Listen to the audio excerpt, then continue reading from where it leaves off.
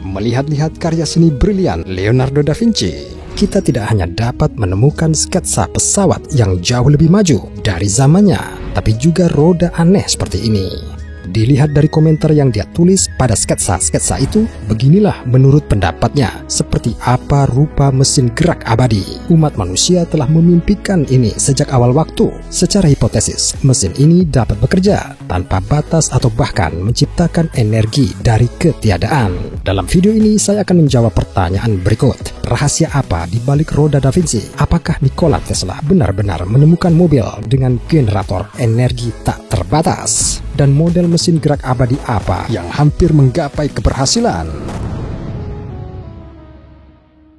Mesin gerak abadi jenis apa yang dibuat oleh insinyur desain kuno dan abad pertengahan? Salah satu penemuan paling signifikan dari dunia kuno dibuat pada abad ketiga sebelum Masehi oleh insinyur Yunani Archimedes. Ya benar, pria yang mengerti bahwa air di bak mandi naik ke atas saat tubuhnya mendorongnya keluar.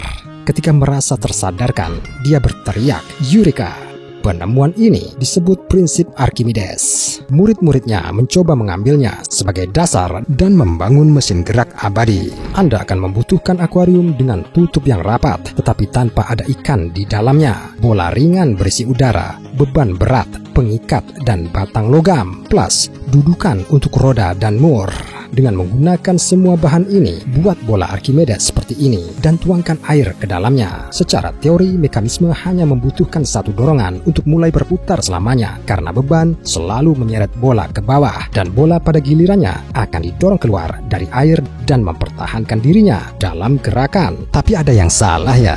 Masalahnya, gesekan batang logam dan air itu sendiri terhadap kaca akuarium pada akhirnya akan melampaui gaya apung yang mempengaruhi bola. Mekanisme akan berhenti dalam beberapa menit.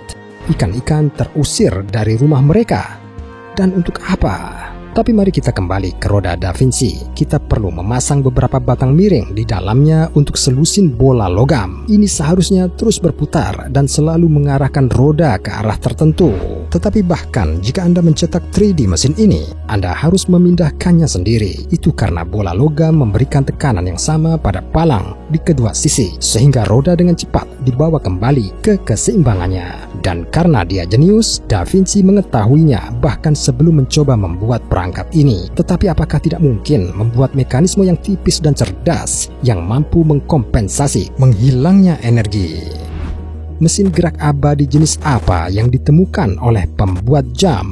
Cornelius Drebbel, seorang insinyur Belanda, adalah Elon Musk dari abad ke-17, menciptakan jarum jam inovatif yang kata orang-orang dapat berjalan terus-menerus. Bola kaca, selang plastik, nozzle, dan pipa tea. Ini akan menjadi pesanan yang sangat aneh di keranjang belanja online Anda. Bola harus berputar bebas pada dudukannya dan Anda harus memasukkan pipa tea ke bagian atasnya. Itu harus menjadi konstruksi kedap udara. Tuang cairan ke dalam selang, lalu pasang salah satu ujung yang berisi udara ke bola dan biarkan ujung lainnya terbuka. Tampaknya sulit dipercaya, tetapi cairan dalam selang akan terlihat berosilasi di siang hari. Ini akan membuat bola berputar, yang pada gilirannya akan memutar jam dan semuanya akan terus berjalan tanpa henti. Drebbel mengklaim bahwa roh udara yang berapi-api membantunya berjalan selama berjam-jam. Tapi sebenarnya tidak ada keajaiban sama sekali. Cairan dalam selang digerakkan oleh perubahan tekanan atmosfer.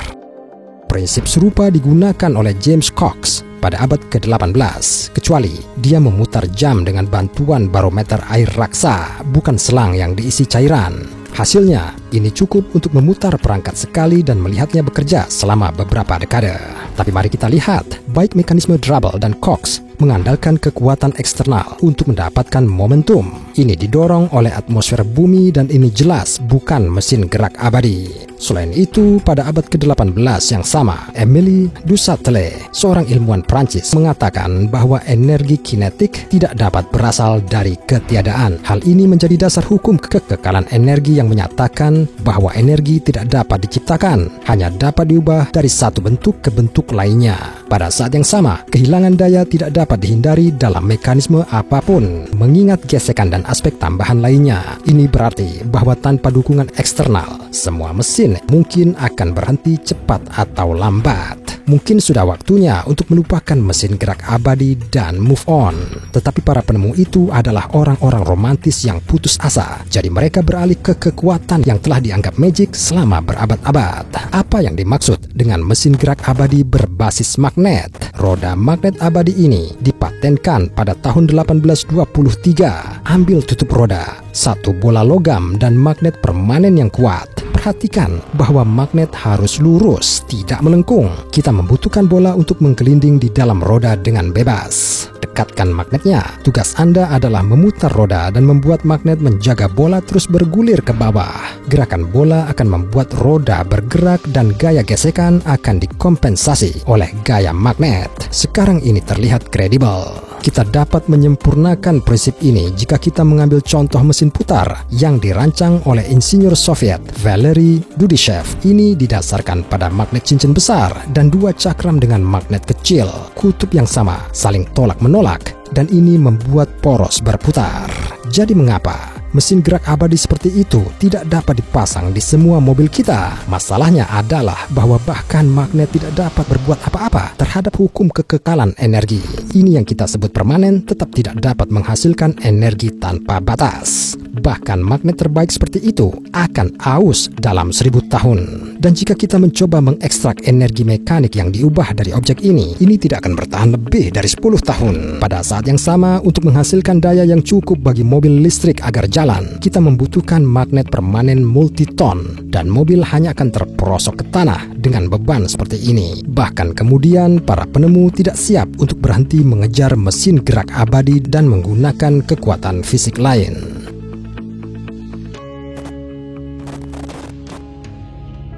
Apakah ada orang yang berhasil membuat mesin gerak abadi listrik? Ternyata ada legenda seputar Nikola Tesla, penemu jenius lainnya dan mesin mobil yang diduga dibuatnya tanpa sumber daya yang terlihat. Tapi kemungkinan besar ini adalah berbagai prototipe kabel listrik yang tidak membutuhkan bensin, dan karena itu terlihat sangat tidak nyata.